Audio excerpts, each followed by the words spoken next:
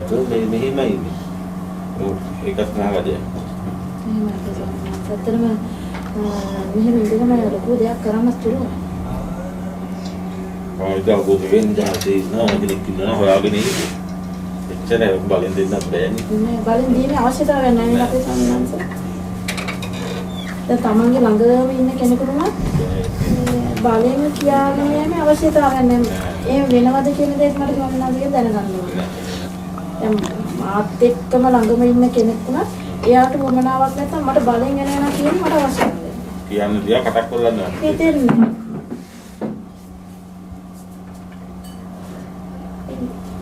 එලාවට මම හිතනවා ඉතින් ඇයි මට මේ ළඟම ඉන්න කෙනාටවත් මේක කියන්න අවශ්‍යතාවයක් නැත්තේ කියලා. ඉතින් අපිට තිබ්බනේ කාලෙදි.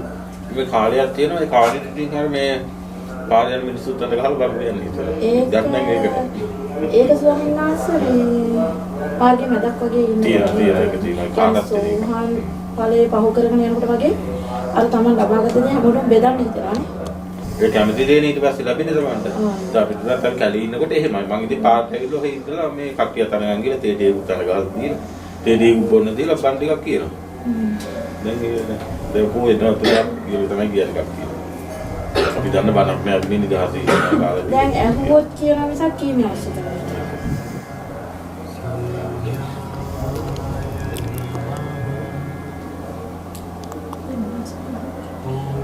ස්වාමීනාස දානිය. නෑ තාම නෑ උින කට්ටිය. ඔව් වෙලාවට. ඔව් උින. අපි කන්න දෙකට එකට විතරනේ. ඉතින් මට වෙලාවක් කලාවක් හැයක් දවලා කියවනේ. අවුවිච්ච වෙලාව. අපිට පෙන්නන්න දෙයක් නෑ දැන් මිනිස්සුන්ට. කියන්නම් ටික කියලා ඉවරයි. තමාතුලින් මේක දැක්කොත් ආයි නැත්නම් ඉතින් ඕන එකක් කරගන්න. ඒකයි කල්පනා කරලා ගන්නේ. එච්චරයි.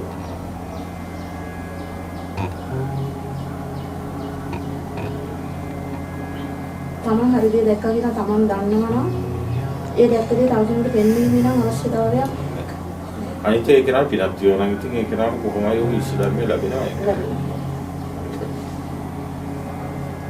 මේක තරක් කර කර පඬිතුකම් කියනවා රටේ යන්න දෙන්නේ ඇත්තම දන්න කට්ටිය කෑ ගහන්න යන්නේ නැහැ නේ ඒක නිදහස අනිත් එක තමයි අපේ ස්වාමීන් වහන්සේ අතරම මාර බුද්ධ කියලා එකක් තියෙනවානේ ඉතින් මාතුල තාම පූර්ව නිගමනයකින් තොරව තමයි මම මේ කටයුතු කරගෙන යන්නේ.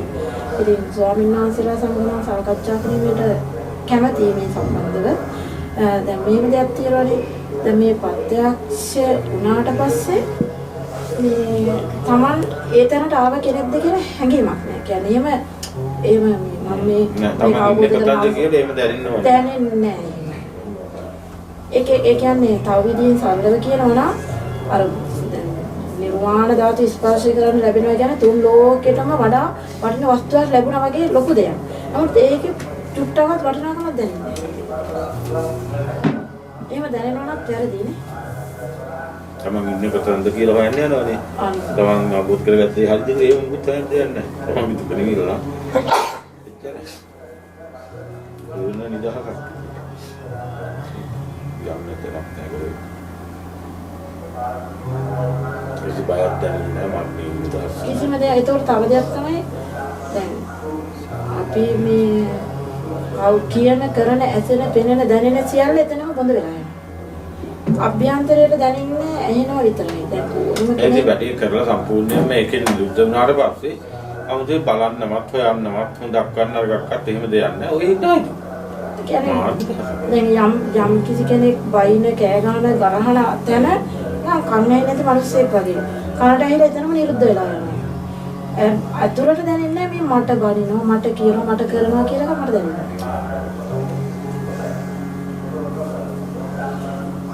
ඒ අය කෙරෙහි අයිතක් හිතෙන්නේ නැහැ.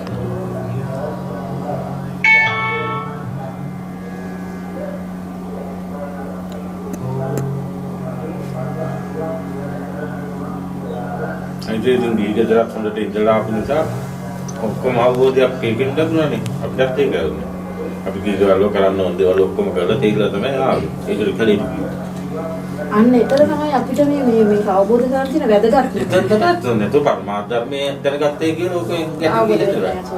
මේක ගිහිල්ලා මේ කාම ලෝකෙ විඳින්න ඕනේ වගේ රස්සාව කරලා සල්ලි හොයලා ඒ වගේ සියල්ලම කරලා ලැබිච්ච දෙයක් නැති නිසා තමයි ඒකත් කරන ඊට එහා දෙයක් හොයන්න පටන් ගන්න. ජීවිත අවබෝධය කියන ජීවිත අවබෝධය කියන්නේ අනද්දකින් තමයි. මේක ඉගෙන ගන්න කන්නේ මේ නැතුව අර අභිධර්ම ඉගෙන ගන්නවා වගේ මේක මේ ඉස්කෝලේ ගිහින් ඉගෙන ගන්න එකක් නෙවෙයි. ඒක දැනුමක් ඔය එකතු කරගන්නේ. මේ අවබෝධය තියෙන කෙනෙකුට මේ දිගට එනකොට ඉතින් අමුතුයි කරන්න දෙයක් නැහැ සියල්ලට හිතලා ඉගෙන ගන්න. යන්න හොත් නැහැ. යන්න තියෙන කියනම ගන්න ගිහිල්ලා මානසික දුක හා මානසික සැපේන එක බොරුවක් මායාවක් කියනක හොයාගත්තා නම් ඕගොල්ලෝ කරන්නේ ආහාර ජීවර බින්ද පාස් වෙන අසල ග්‍රහණ ප්‍රතික්‍රියා ඔය ටිකනේ. ඉතින් අපි ඉන්නේ ඔය ටිකනේ. අපි වෙහසක් නැතුව ඒගොල්ලෝ වෙහසක් දරන්න වෙලා. ඒගොල්ලෝ මමත් ඒක නිසා අනාගතේ සැප තියෙනවා. තව එකක් මෙතන තියෙනවා දැන්. මේක අවබෝධ නොකරපු කීපයද දෙපස්සේම එකයිනේ. අදුමනේ වෙනස් වෙලා තියෙන අපේ ස්වාමීන් වහන්සේ සරල කියනවා නම්. ඒතකොට ඒ අය ඒකට බැඳිලා ඒක ජීවිතේ කරගෙන ඉන්නවා. අපි ඒක ජීවිතේ නොකර විඳීම දෙකක් නෙමෙයි එකක්. නමුත් බැඳිලා විඳීමයි නොබැඳී විඳීමයි වෙනස තියෙනවා. වෙනස. ජානිතයේ පැවිද්ද උනා සුන්දර වෙන්නේ සම්පූර්ණ මෙතෙන්ට ආව කියලා. නැත්තම් ඉන්නත් බෑ. පැවිද්ද දුර ඒකයි වෙන්නේ. ඉන්න බෑ. ඉන්න බෑ. ඉතින් අර ආවම මතක් කරනවා. පැවිද්දා අතරක් ගන්නවා. ඔව්. ඒක අපේ ජීවිතවල බැලුවත් අපිත් ඒ කාලේදී අපේ සිත ඇද්දයි ඒ ආපෝ කාම ලෝකෙට. ඔය නමුත් කියන්නේ මාරේනවා කියන්නේ ඒක තමයි. කාම ලෝකෙට අදිනවා ඒක. ඒක මහා භයානක ලෙස ඇදලා ගන්න. අර කලින් ජීවිතේට වඩා ගැඹුරින් ඇදලා ගන්නවා. අන්තිම කොටේ බේරෙන්න බෑ අන්තිමට.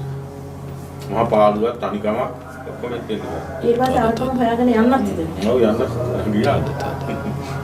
ඒ පුවාසේ එමත් ගියා.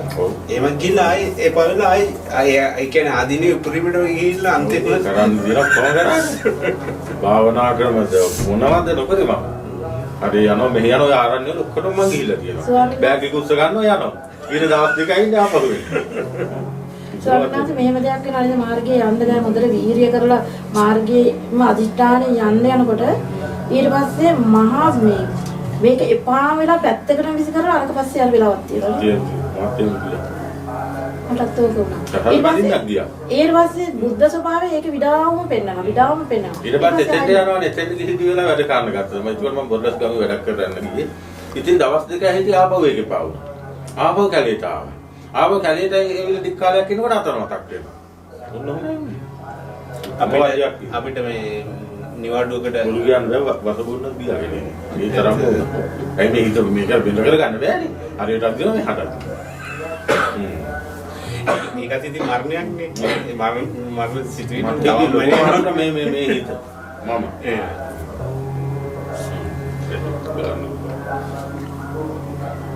අනිතේ අන්තිම කාලේ මහා පාළුවක් තනිකරත්. ඊට පස්සේ ඒක වහ ගන්න කියලා මොකක් හරි එකක් හොයනවා බැලස්තරයක් ගන්න.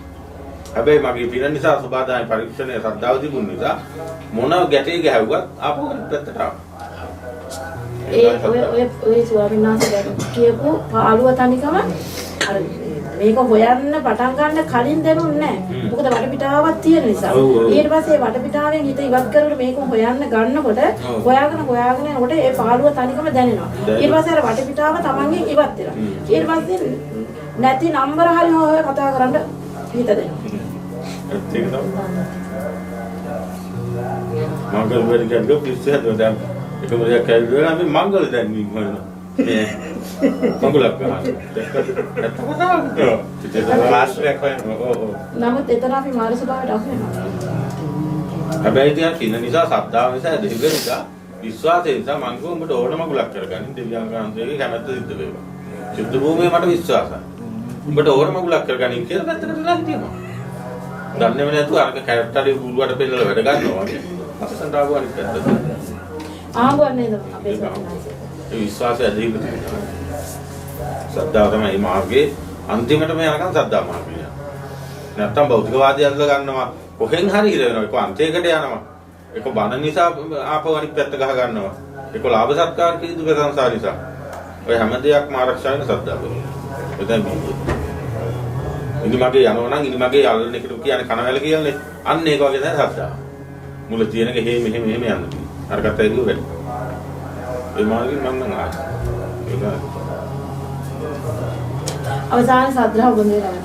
මේ සද්ධාව ඉතින් ඒක ඉස්සෙල්ලා මිරිවිච්ච සද්දාව ඉතින් අමුලිකා සද්දාව එහෙම නේද ඉතින් අර දර්ශනීය ප්‍රඥාව වැඩි වෙන්න ඒක ලස්සනයි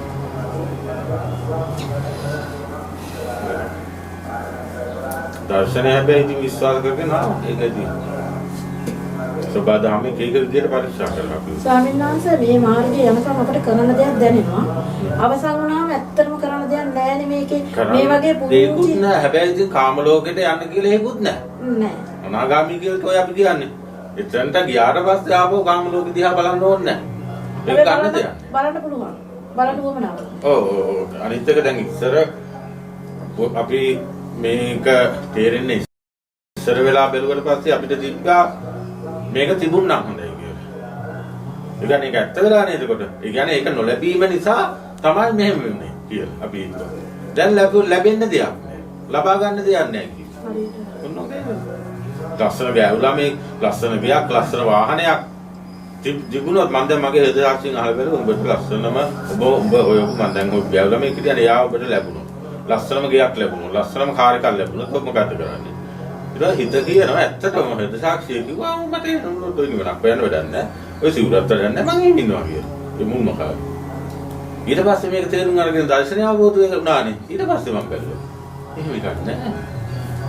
ඇත්තම මේක දෙයක්ුත් නෙමෙයි ලස්සනකුත් නෙමෙයි. එහෙම එකක් නැහැනේ. අපි මානසිකව හදාගත්ත සැපේයි මානසිකව හදාගත්ත දුකයි. බොරුවක් නේද? බඳින්න කියලා කාන්තාවකුත් නැහැනේ. පුරුෂයෙකුත් නැහැනේ. ඇත්ත ඒක තමයි. ඉතින් ඔය දෙන්නවත් හරියට. දැන් හරියට දෙසනින්න. ඇත්තටම මෙතන මෑණින් මහන්සිය කෙනෙකුත් නෑ අතන ස්වාමීන් වහන්සේ කෙනෙකුත් නෑ. කටහඬවල් දෙයක්වත් නෑ. මේ මායාව තමයි මේක ප්‍රත්‍යක්ෂ වෙන්නේ එකක්. හොඳ ඒක නිකන් කෙනෙක් නිකන් හිතින් හිතාගත්තොත් ලෙඩේ හරි වෙන්නේ නැහැ කෙනාගේ. හිතලා වචන කියන්න පුළුවන්. කියන්න පුළුවන්. මෙතන කෙනෙක් නැහැ කිය. නමුත් ඒක ප්‍රත්‍යක්ෂව දැනෙන එකක්. ඒක වෙනකොට අර ආස්තර සම්පූර්ණයෙන්ම සේ වෙලා තිබිච්ච එක. මේක. ඔන්නවද? ඒතර කාගෙන්වත් අහන්න දෙයක් නැහැ මම සෝවන්ද. රකදාගාමිද මම රහත්ද මේ මුකුත් දැනෙන්නේ නැහැ. තමන්ට ඔය ලෝමනවලු. ඒක ඕනත් නැහැ. විදේශාරි. ඊන භෝගයක් ඔබේ තන්න කරපු කෙනා දෙන්නම ඉතින් අවිද්‍යාව නේද? මමත් මම රැකගන්නේ මෙච්චර. දැන් ඒතකොට අපේ ස්වාමීන් වහන්සේ දැන් සෝහම් ඵලය අපි දැන් සෝහම් වෙනවා මේ සෝහම් වීම මහා අමාරුදයක් හැටියට මේ සම්ප්‍රදාය තුළ අපි අහලා තිබුණේ. නමුත් සෝහම් ඵලයටපත් වුණාට පස්සේ මාර්ගය ගැන නෙමෙයි ඵලයටපත් වුණාට පස්සේ මේ පොඩි වෙනසයි මේ ජීවිතේ සිද්ධ වෙන්නේ. ඒ කියන්නේ දැන් අර කාමයේ පසුපස හඹාගෙන යනස පොඩ්ඩක් නවතිනවා. කියන්නේ කාමයේ නැත්තේ නැති වෙනවා. රාගය දේශේ මොහේ තියෙනවා. හඹාගෙන යන සිතක් තියෙනනේ. නැවත ලබා ගැනීමේ ඒ පස්සේ අනේකක් තියෙනවානේ. ඒක පොඩ්ඩක් නවතිනවා. තිබුණත් එකයි නැතත් එකයි කියන තැනට සිතපත් වෙනවා හැමදේම. එතකොට දැන් තව දෙයක් තියෙනවා. ඒ ශෝක කෙරෙන් හඩා වැළපීම් පච්චත්තාප වීම කඳුළු යන්නේ ඒ ඔක්කොම තියෙනවා. නමුත් ඒක ආව තැනම වැඩක් නැහැ තේරුමක් නැහැ කියලා තේරුම් හිත දැන් තේරුම් ගන්න. ඔව් යනවා. යන්නේ ගියාට ආපහු දැනෙනවා. ආපහු ඩක් ගාලා එතෙන්ට එනවා. යනවා. දැනෙනවා.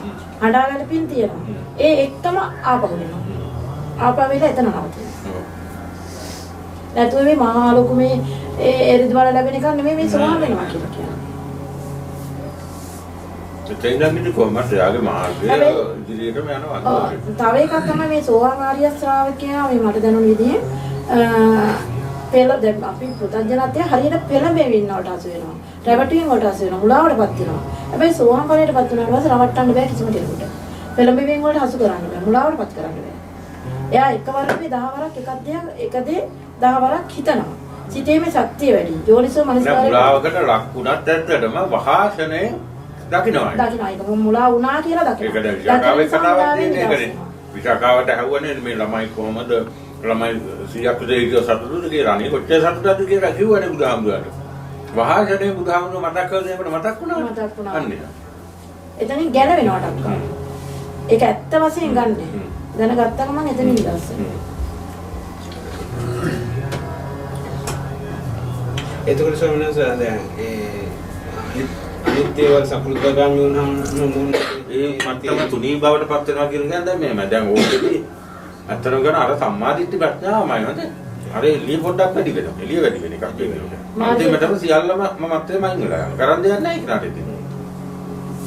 අයිත ඔය අනාගාමී කියන තැන මම කියන්නේ එතනින් එතෙන්ට ආවට පස්සේ අර කාම ධාතුව තුල එක බෙහෙතක් නැහැ යාර. කාම ලෝකේ. කාම ලෝකයේ එතකොට ඉන්න අයත් එක්ක මේ පරිසරය ඒක යාට දාල් නැහැ. ගැළපෙන්නේ නැහැ වගේ. දන්නේ වගේ එකක්. කෙලපෙන්නේ. ඔව් ඊට පස්සේ රූප රාග මානුද්දත්ත විද්‍යාව කියන ওই ටිකනේ තියෙන්නේ. ඒ ටික සියුම් මේ ටික සියුම්ම ලියනවා එතන. ඒ වෙනකොට යාගේ හිත දේව බවට පත් වෙලා බ්‍රහ්ම බවට පත් වෙනවා. ඕන දෙයක් කරන්න පුළුවන් ඕන ක්‍රියාවක් කරන්න පුළුවන් ඒනට බැඳෙන්නේ ඇදෙන්නේ ගැටෙන්නේ නැහැ.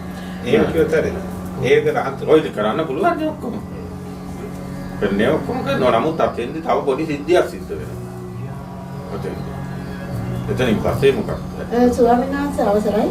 මේ දැන් මේ සකුදාගාමි මාර්ගයේ පහුණාට පස්සේ අනාගාමි දක්වා සිත ගමන් කරද්දී එතනින් ඉඳන් මාර්ගයේ යන්න තියෙන උවමනාව නැති වෙලා යනවා. ධර්මයේ ඇසීම උවමනාව මාර්ගයේ යෑමේ අවසන් කර ගැනීම උවමනාව එතන නැති වෙලා යනවා. ඒ වුණාට මාර්ගයේ තියනවා කියලා පේනවා. එතනින් යනකොට අපි යනවා නෙමෙයි යවෙනවා. කියන්නේ කෙනෙක් විසින් අරන් යනවා වගේ දෙයක් දැනෙනවා. ඒක සිවුම් ලෙස දැනෙනවා. මේක හරිද? දෙවෙනි පියවරේ වෙන්නේ අතර සම්මාදිට්ඨියට පත්තු වෙලා ඉඳන්ම එයාට ඒක ඔටෝ යවෙනවා. ඔටෝ පයිලට් ක්‍රියාවලිය සිද්ධ වෙනවා. ඒක තමයි ජීවිත අවබෝධයත් එක්ක ඒක ඉතින් එන්න ඕන. තව එතකොට ගිහි ගෙදර ඉන්න ඕන නම් ඒකට ගිහි ගෙදර අත්දැකීම් තියෙනවනේ. ඒවා අවබෝධයත් එක්ක දැන් මේ වෙනවනේ යාට. එතකොට අන්න ඒවා ටිකෙන් ටිකට හැරෙනවා. ඒතකොට අර ගිහි ජීවිතය තුළ ඉඳන් අවබෝධ වෙද්දී අර තුල විඩාව දැනෙන ප්‍රමාණය වැඩි වෙන්න මේ පැත්තෙන් මේ පැත්තට ගැඹුරු වෙනවා වැඩි. වැඩි වෙනවා. ඒක තමයි. ඒ කියන්නේ අර පැත්තෙන් විඩාව දැනෙන්න මේ පැත්තේ ගමන ඉක්මන. අන්න ඒකයි. ඒක දැන් ගාප්මෝය ධර්මයේ අප කට්ටියක් කියන්නේ දැන් පරමාර්ථ ධර්මයේ ඒ කාලේ ධම්ම 2012 13 ඉඳන් මැහැව්වා. දේශනා කරු මජ්ජේ සූත්‍රේ බව. එතකොට ඒගොල්ලන්ට දැන් ටිකෙන් ටික තේරෙනවා අර ඒ කොච්චර පරමාර්ථ ධර්මය අහුවා ගිහි ගෙදර අර ඉන්න එකේදී දැන් විඩාව වේද තේරිලා ටිකෙන්. තියෙන ප්‍රමාණය වැඩි වෙනවා. සංවේදී වැඩි වෙනවා නේද? අර මොකක්ද සයිනස්? පොඩිදේකට වුණා සංවේදී. අර සිද්ධියක් වෙනවා කියලා කිව්ව මොකද? ඒක නතර වුණානේ මේ අර මෑනියෝ. මොකද?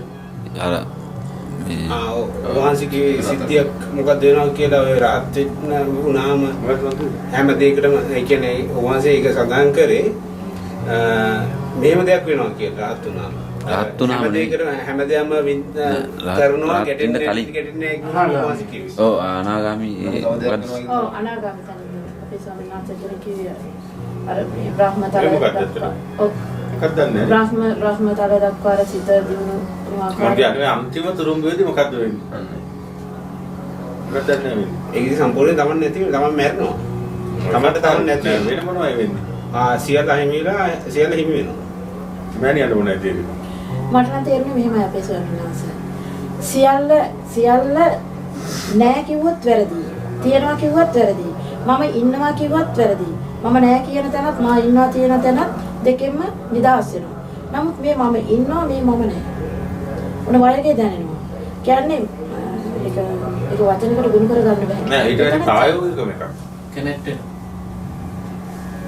ප්‍රායෝගික සිද්ධියක් මම මේ කොහොම සබධර්මයේ කොහොම එකක් වෙනවා. එක හදවතක් වෙනවා. මිනිස්සු සියල්ල එක හදවතක් වෙනවා. මම මේ කියන්නේ ස්වාමීන් වහන්සේ මගේ අර පොඩි දේවල් වෙච්ච දේවල් වලින් මම කියන්නේ. ඒ අර සමතේක වගේ අරහත් සමාපල හිතටපත් වුණා මෙන්න මෙහෙම දෙයක් වෙනවා අපේ ස්වාමීන් වහන්සේ. දැන් මාර්ගයේ ආපස්සට හැරිලා බැලුවොත් ආව මාර්ගයක් පේන්නේ නැහැ. මාර්ගයේ ආව කෙනෙක් පේන්නේ නැහැ. මාර්ගයේ යන කෙනෙක් පේන්නේ නැහැ. මාර්ගයක් ධර්මයක් නිවනක් මුකුත් එතන නැහැ. ඉන්න කෙනෙක් නැහැ, එන කෙනෙක් නැහැ. උපදින කෙනෙක් නැහැ, මැරෙන කෙනෙක් නැහැ. ඔය ටික හරි ඔක්කොම. එතන සියුම් සාමාන්‍ය දැන් මෙයා කියලා හිතන්නකෝ. මේ ඕස්ට්‍රේලියාවේ මාත් එක්ක හිතන්නකෝ. එයා දැන් හදිසියෙ ඔහොම නෝදී. එයාට මොනයි වෙන්නේ? ඔබේ අදුව ප්‍රශ්නයක් නෑ මං කියන්නේ. හරි? වෙන සිද්ධියක් වෙනවා. ප්‍රායෝගික සිද්ධියකුත් වෙනවා. ඒක ඕනම කෙනෙකුට දැනෙනවා. මම කියලා දෙයක් නෑ කියලා. නෑ ඒවා නේ මං කියන්නේ. බීගෙදර ඉන්න බෑ කියලා කියන්නේ. ඒ මොකක්ද ඒක? ඒ කාමසේවණිය ඉවත් වෙනවා කියන්නේ. ඒක විඩාවක් කරනවා.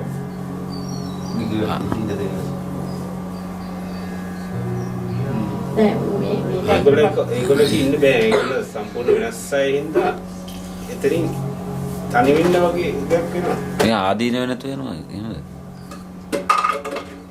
ඔව් ආදීනව යන්නේ නැහැ නේ රහත් වුණාට පස්සේ.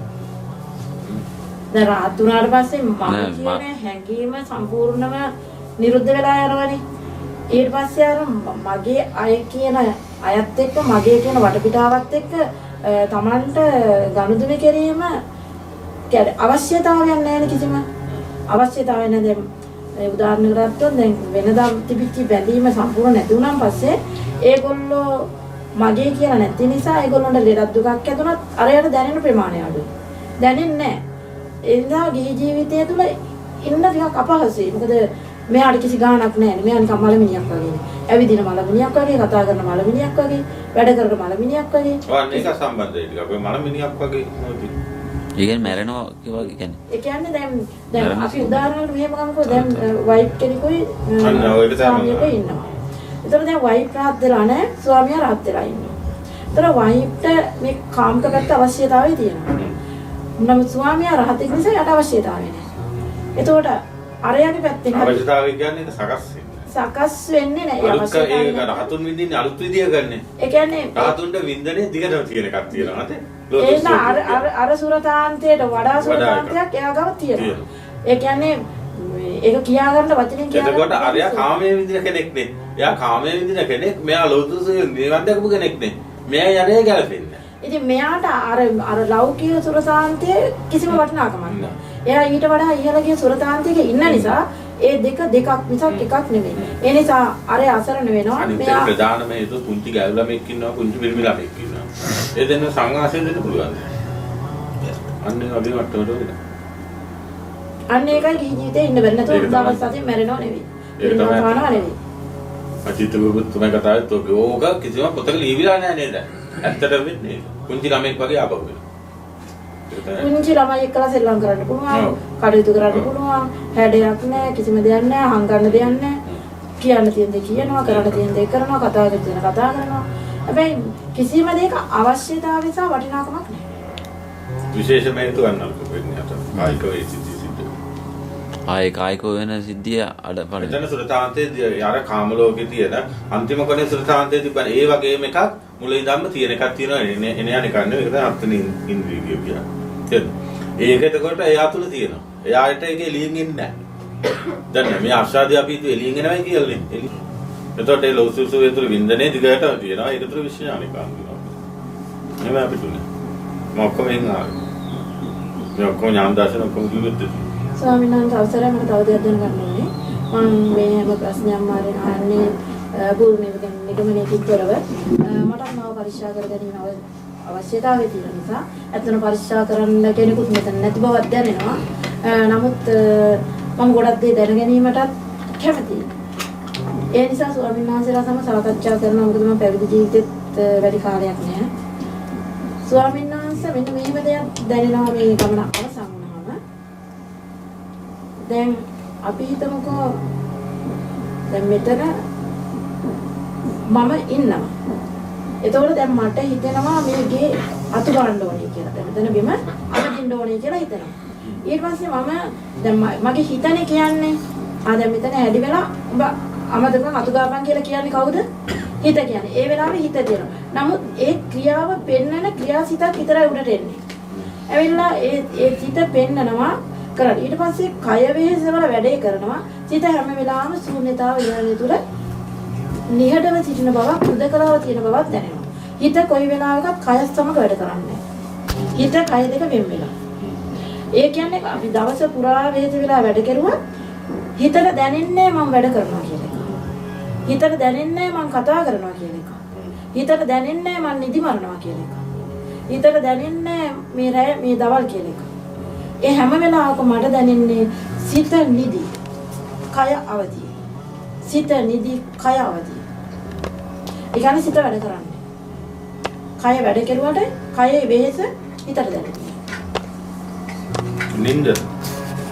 නින්ද දැන් නිදා ගන්න ගියාම ඇඳට යනවා විතරයි දන්නේ. උත්තර නින්ද යනවා. ඉතින් පුළුවන් පැය 24ෙම හරිය. අවදි වුණාට මගේ හිත දන්නේ මම නිදාගෙන ඉඳලා අවදි වුණා. හරියම ප්‍රබෝධමත්ව අවදි වෙනවා. නිදියෙන්නත් පුළුවන් නොනිදාම ඉන්නත් පුළුවන්. ඒ දෙකේ වෙනසක් මට තේරෙන්නේ. හීන පේන්නේ මට කවදාකවත් හීන පේන්නේ. නිදාගෙන ඉඳලා නැගිට්ටාද මං අවදියෙන්ම හිටියද කියලා වෙනසක් තේරෙන්නේ. බරක් තේරෙන්නේ. හරිද?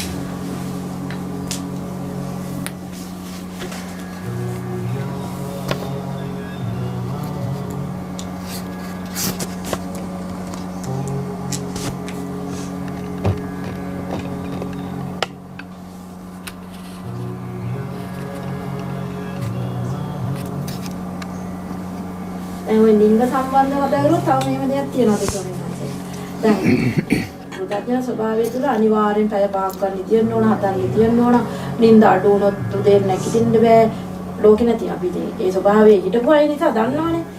දැන් එහෙමනේ මේ පැයක් නිදාගත්තත්, පැය හතක් නිදාගත්තත් දෙක එකක් නෙමෙයි. දෙක දෙකක් නෙමෙයි එකක්. ඉස්සර වගේ අර ලොකු නිින්දකුත් නෙමෙයි. ඒක කඩ නිින්දක් වගේ. නිතරම අවදි. දැන් ඔන්න නිදාගෙන ඉන්නකොට කවුරු හරි ආවිල්ලා මෙහෙම සිවුම් තට්ටුවක් දැම්මත් ඇහිපයි.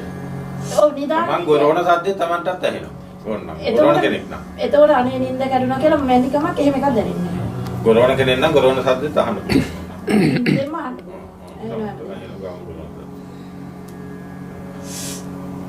ඒක ශුන්‍යතාව දැක්කන් පස්සේ වෙන එකද ඊට කලින් වෙන මාර්ගෙත් වෙන්න පුළුවන්ද? මාර්ගෙත් ඒක වෙන්න පුළුවන් ඇත්තටම. ඒ මට්ටමට එන්න පුළුවන්. සම්පූර්ණ මාර්ග පස්සේ අර මේ මෑණියෝ කියන විදිහට මං ඉන්නවද මං කතා කරනවද මං යනවද කියන එකක් දැනෙන්නේ නැහැ උසර. දැන් ඔය අනාගාමී මට්ටමට එනකොට ටොපෝ ලෝගෝ රූකඩයක් වගේ වෙනවා. දැන් ශරීරයේ කොච්චර මහතක දකින්න කෙනාට පෙවුනට ඔළුවේ බර මනසේ බර ශරීරේ බර මං ශරීරය තුළ ඉන්නවා කියලා මට තේරෙන්නේ නැහැ. නිකන් පාවෙන කුරුන් රොදක් වගේ තමයි මට ශරීරය දැනෙන්නේ.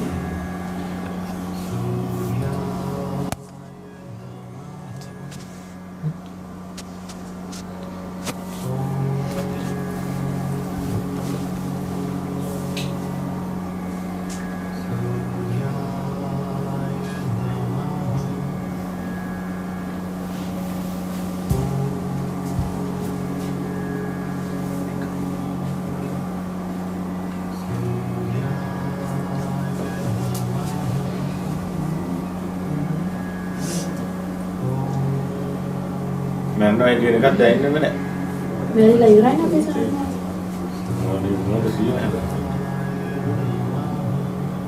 තව එකක් තමයි අපි ස්වාමීන් වහන්සේ මෙන්න මේව දෙයක් වෙනවා. දැන් අපි පෘථග්ජන මිනිසුන්ට මරණ බය තියෙනවා.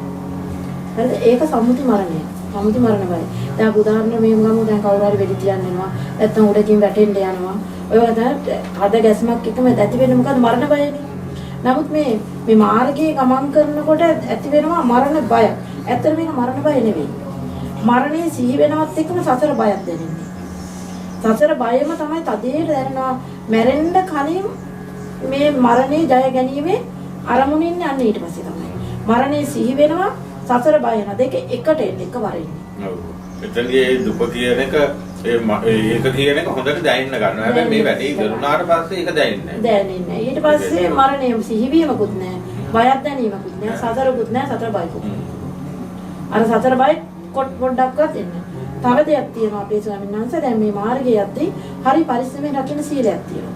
කූමයක් මරුණත් මధుරයක් මරුණත් ඒ ගැන නිකන් අර පසුතැවෙනවා. අනේ අපොයි කියලා නිකන් අනුකම්පාවක් ඇති වෙනවා. මේක අවසන් වුණාම ඒකතරම මොන දේ වුණත් ඒක ගන්න. මොන දේ කෙරුණත් ඒක ගන්න. ඒ කියන්නේ හිතන්න යමක් නැහැ. සංවේගයක් වගේ එකක් එනවා එච්චර. ඔව්. ඒ සංවේගය නිකන් අර මේ. ඒක ධර්ම සංවේගයක් වගේ එනවා කියමුකෝ. ඔව්. ඒ වගේ එකක් එනවා එච්චරයි වෙන මොකුත් ඒ ආවත් ඒකත් එතනම නැතිලා. ආය සංවේගයක්වත් ආයෙ කියලා කියනවා.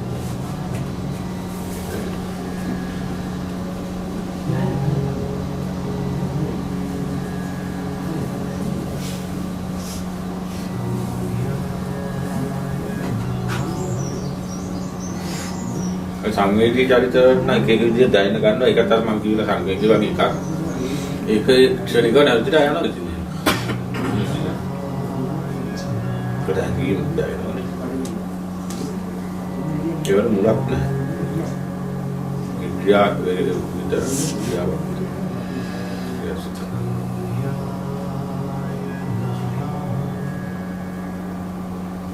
දැන් මේ ලෝතුරු සුරතාන්තයට පත් වූ කෙනාට ඉන්හා බාහිර ලෝකයේ මොන දේ ලැබුණත් මොන දේ දැක්කත් මොන දේ දැන් අපි හිතමු විශාල Tamanට වටිනා කියන දේවල් දුන්නත් වටිනාකමක් දැනෙන්නේ නැහැ. ඒ කාලෙට පරිහරණය කරනවා විතරයි. පරිහරණය කරනවා. බාහිර දේවල් අනිත් එක දැන් මේ මාර්ගය යන කෙනාට එහෙම යන්න ඕන කියලා හිතුණත් ඒක සබාදහම විසින් සකස් වෙන්නේ නැහැ. වටනම් නේම තමයි. වැඩි කාලයක් සකස් කරලා දෙන්නේ නැහැ. දෙන්නේ නැහැ. කඩනවා. මම කරාදී. හැබැයි එතන ප්‍රතික්ෂේප වෙනවා ඒ විදිහට. අන්න වුණා.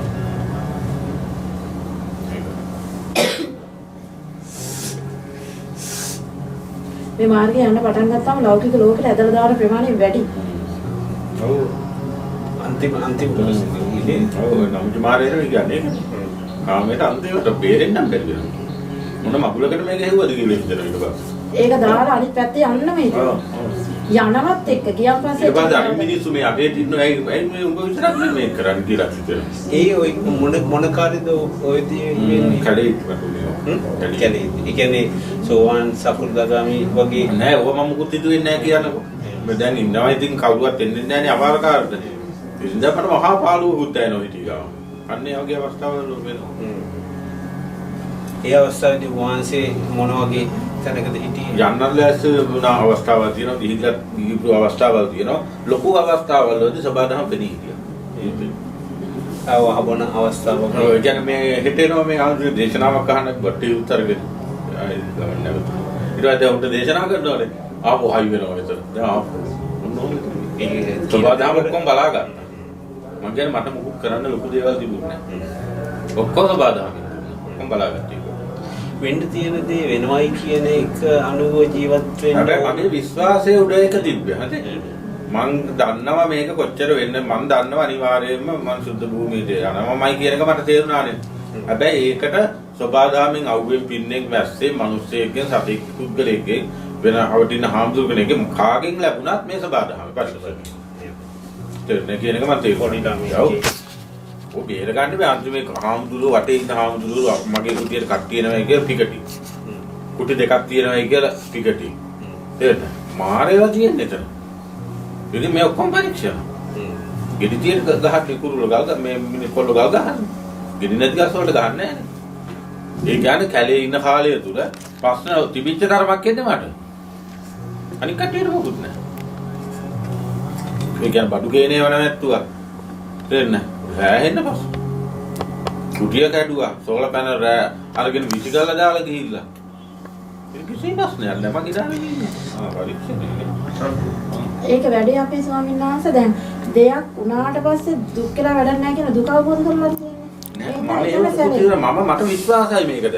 මට අවුවෙන් පවා විශ්වාසයි. මම සිවුරු ටික පොදරි වෙලා වැලේ වනන්න යනවා. දැන් සෑහෙන අවුව. මෙන්න මරලා කුටියට එනකොට වහිනවා. ආපහු ඉදින් දුවනවා. කොට්ටක් දාලා අවුවේ. ඉතින් අර කරගෙන ආපහු එනකොට මෙන්න ආපහු අවුව පායනවා. ඉතින් මම දැන් බලුවා යකෝ මේ නියමයි මට පරිස්සමෙන් දෙන්න. එහෙමයි මාර්ගය යනකොටම මේක තේරෙනවා ප්‍රශ්න එනකොටම එල්ල වරෙන් යන්නේ කියලා. ගුරුවරයා. ඒ විශ්වාසය මට හොඳට. දේවල් වුණේ ඔයගොල්ලන්ට කියන්න පොත් 10 විතර ලියන්න පුළුවන් ඒ කාලේ තුල. ඒ වගේ වෙච්ච පස්සේ. හැබැයි මගේ හෘද සාක්ෂියට අනුව හැම පැත්තක්ම පිළිසිදුයි. අරවා එනම කිසි ප්‍රශ්නයක් නැහැ. එන විලාසෙ ඉතිය බලාගෙන වෙන දේ වෙන්නේ.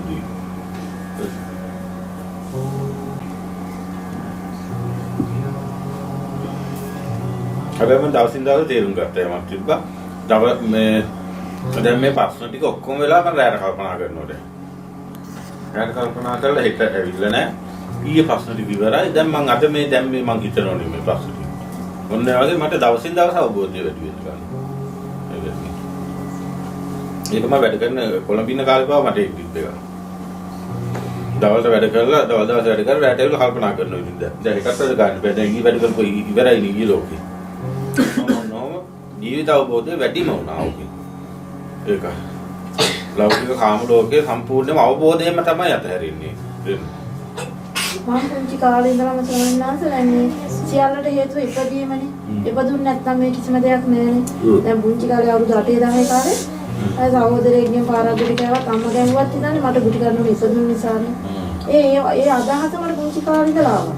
ඒ ඉපදීම නැති කරගෙන ගන්න ඕනේ කියන එක තමයි මගේ අදහස. ඔව් ඒක තමයි.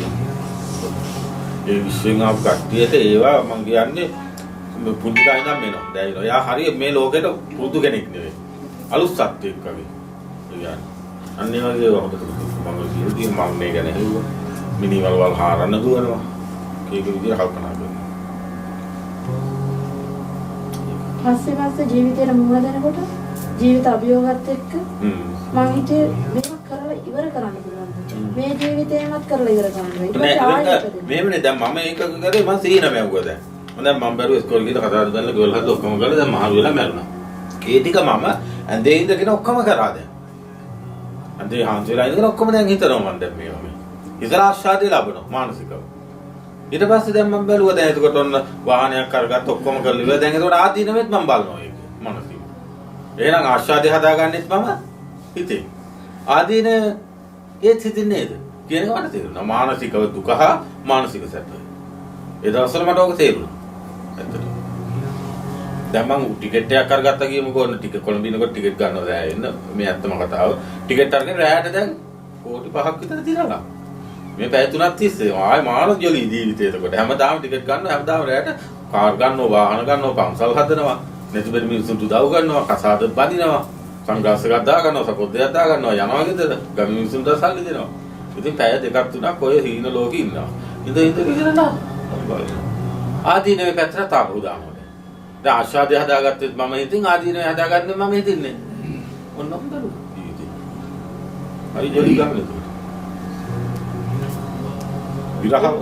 ඒව ඔඩෝ එනවා ඒ. විරහව තුල ආවා සෑහෙන කාලයක්. විරහව තුල.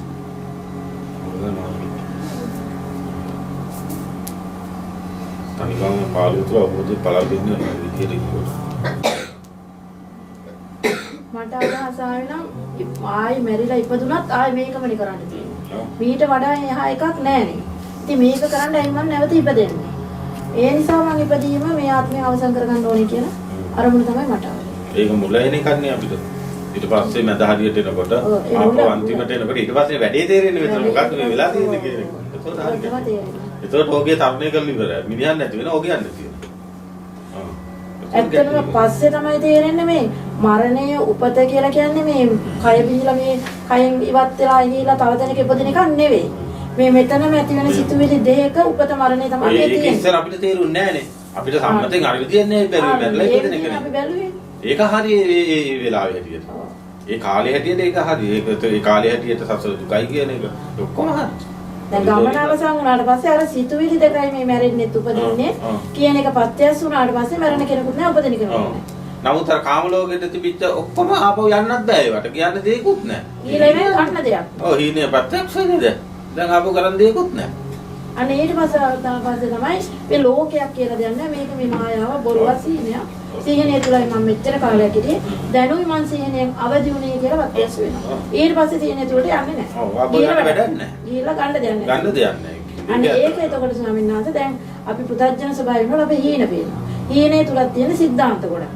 ඒතකොට මේ ජීවිතය තුලක් තියෙන ඒ වගේම සිද්ධාන්ත ගොඩක්. අන්න ඒ නිසා සෑ සීනයයි දවල් සීනයයි දෙකක් නෙමෙයි එකක්. ඒක පත්‍යශ වෙනවා. ඊට පස්සේ අර සීනේ අත්තරම දානවා. ඊට පස්සේ දැන් කායිකව කොහෙද යනවා කියලා කියමුකෝ. ඇමරිකාවට ඉංගලන්තයට ගියා ඕස්ට්‍රේලියාවට ගියා කියමුකෝ. මේ ඔක්කොම අපි එතකොට තේරුම් ගන්න විඩාව ඒක කතා කරන කණිත් එක. දැන් ඉස්සර අපි කතා කරන්නේ නැහැ කියලා සීලකින් හදාගෙන හිටියා කියමුකෝ හාමුදුරුවෝ බව. ඒ කියන්නේ කතා කරන්න ඕන, ඇවිදින්නත් ඕන, කරන්නත් ඕන ඔක්කොම. දැන් බලන්නේ හිර කරගෙන හිටියා. දැන් මේ කියන සම්මා සමාධිය තුළ වචනයක්වත් කතා කරන්න බෑ. ඒ අවශ්‍ය නැහැ. ඒක මහා විඩාවක් නිසා. සමාධිය තමයි විදිනවා. තමයි සමාධිය දෙන්න කියලා තේරෙන්නේ. ඔව් ඒකයි. ඒක හොයන්න ඕන නෝ. ඒ සමාධි කියන අවස්ථාවට ආවට පස්සේ තමයි විතක්ක ਵਿਚාර දෙක අවසන් වෙන්නේ. තේරෙන්නේ සම්මා සමාධිය දෙන්න. සම්මාදිට්ඨිය පටන් ගන්නවා. එතකොට ගැටි හරි. නැත්නම් ඉස්සරහට මොනවා හරි කයිය ගහලා ඉන්න ඕනේ. දැන් මහ වේසක් ඇවිදින එක මහ වේසක්. උදකලාවමයි ප්‍රිය කරන්නේ. දැන් ආහාර පොඩ්ඩයි ගන්න බා. ඉස්සර මන්තරම් කාපු කෙනෙක් කවුරුවත් නැතුව. ඒක මගේ සතර පුරුද්දකුත් එක්ක ඇවිල්ලා ඇති. නමුත් දැන් මට පොඩ්ඩයි ආහාර වේවින්නේ. මේක පොඩ්ඩයි ගන්න. ඉස්සර වගේ ගන්න.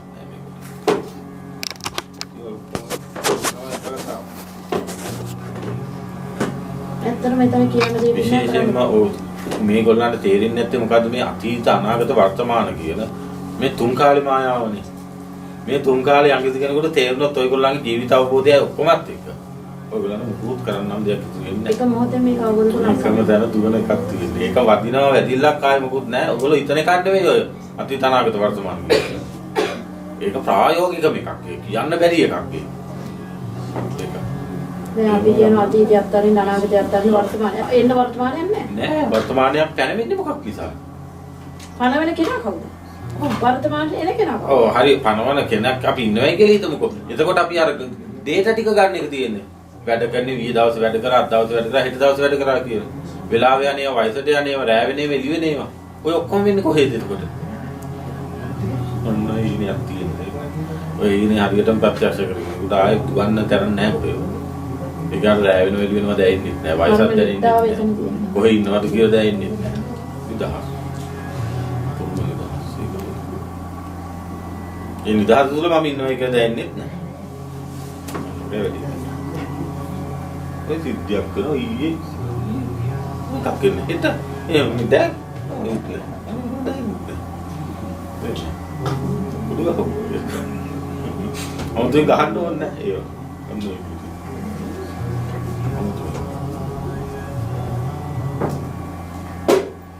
හරි වියුත් දැයි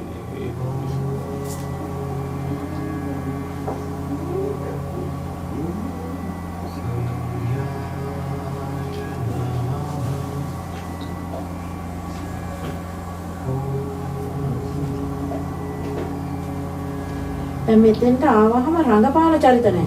විවෘතයි. ඕන කෙනෙක් ඉස්සරහ කතා කරන ඕන කෙනෙක් ඉස්සරහ හංගන්න දේවල් නැහැ. හංගේනේ මම හිටිය නිසානේ. මම ඉන්න නිසා තමයි මගේ කොටසක් හංගෙන්නේ මම කතා කරන්නේ. ඒකයි. මම නැති වුණු කෙනාට එහෙම නැතුණාට දැන් මම තියෙන කෙනා රංගපාන චරිතය තියනනේ. කෙනෙක්ගේ හිත ඇද ගැනීමේ අවශ්‍යතාවය, කෙනෙක්ගේ දැන් සිව්පතේ හරි ලබා ගැනීමට කතා කරනවා. පිරිසු කරේ වැඩි කරගන්න. එහෙම එකක් නැහැ. ඇති වුණත් එක නැති වුණත් එක. එන කෙනෙක් වරිල්ලා නැති කෙනෙක් ඩිකයිඩ් කරනවා. නෑ ඒකට එනවයි කියන එකක් පේන්නේ නැහැ නේ මෙතන. බාධාමේ පරීක්ෂණේ නෙමෙන්නේ. නිවන් දකින්න දෙන්නේ නැහැ මොකද කන්න බොන්නවා කියන ගස් කොළන් එනවා වගේ ඉන්නේ. තේන්නේ. කුරුල්ලෝ ගෙනත් දෙනවා නැත්තම්. එච්චර. මේක හතරකට භෞතික පදාර්ථවල යට වෙන්නේ නැහැ ඒගොල්ලෝ. ඒවට අයිතික විශ්වයේ ශක්තියක් නිකුත් කරලා තියෙන විශ්ව ඥානය. ඒක බය නැතුව කතා කරනවා. බය වෙන්න කෙනෙක් නැහැ මෙතන. ඇයි බය වෙන්න ඉන්න මම ඉන්නවනන්නේ මගේ දෙයක් රැක ගන්න තියනවා නම් මගේ මම බයයක් තියනවා නම් ඒව නිසා නෙවෙයි කිසිම දෙයක් නැහැ. පිළින් කතා කරනවා.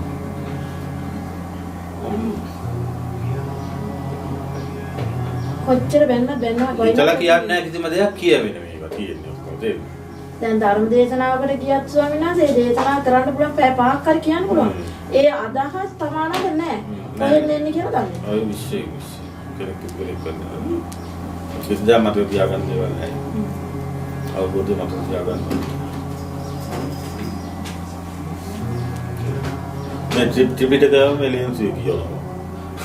ඔයගොල්ලෝ පොත් බලන්නේ ආවේ වගේ මම ඉස්සර දේශනාවල් කියන්නේ. මෙලෝ පොතක් නෑ අපිට.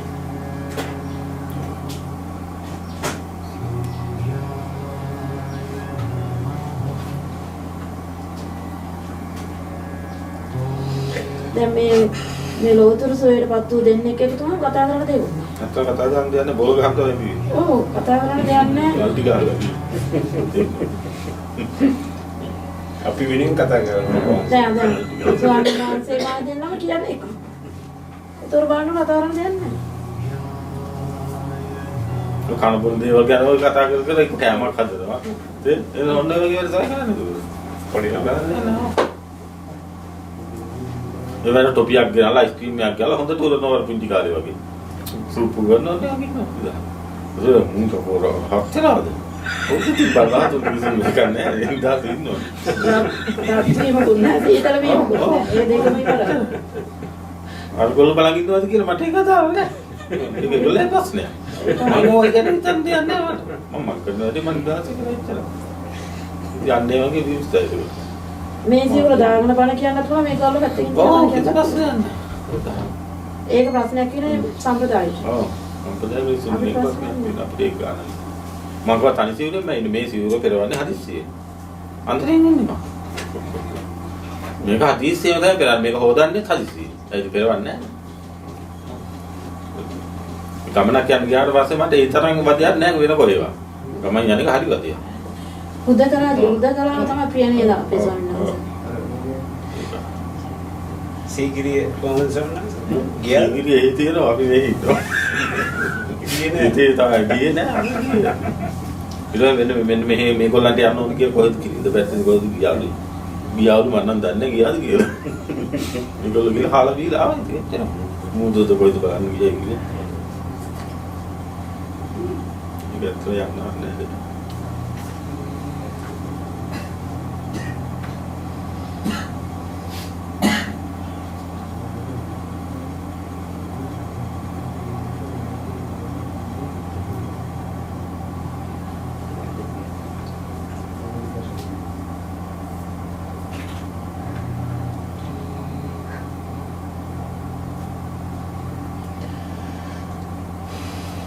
එතකොට මේ බොන්සිලාට ඔය විදිහට හිතෙනකොට අර අනිත් ලෝකෙට ආයි යන්න ඕන මේ ආශාදිත විඳින්න ඕනේ කියලා. එතකොට ඒක පාලනය කර ඉවසීමෙන් ඒ කාලේද ඇත්තටම මට නම් ඉවසීමක් නෑ නේද?